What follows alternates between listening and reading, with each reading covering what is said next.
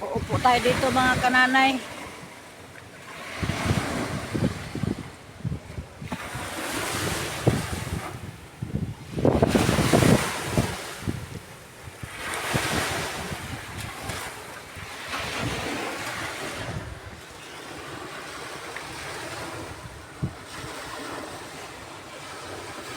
Diba, nakalanghap ako ng hangin.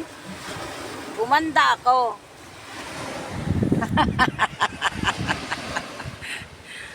Nakakaganda pala ang hangin ng tabing dagat. Nakakaganda. Hindi na stress tingnan ang mukha ko mga kananay.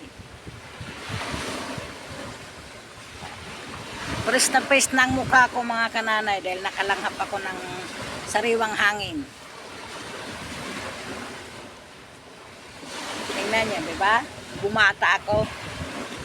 Charot.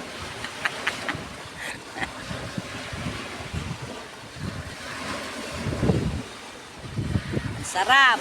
Parang ayaw ko na umuwi, mga kananay. Dito na lang ako. Dahil doon sa bahay na stress ako. Dito ang sarap ng aking pakiramdam. Nakaupo ako din sa tabing dagat. Meron doon sa unahan mga kananay malaking barko. Oh. Tingnan nyo. Oh, diba? Ang daming tanawin dito. Kaya mawawalang stress mo.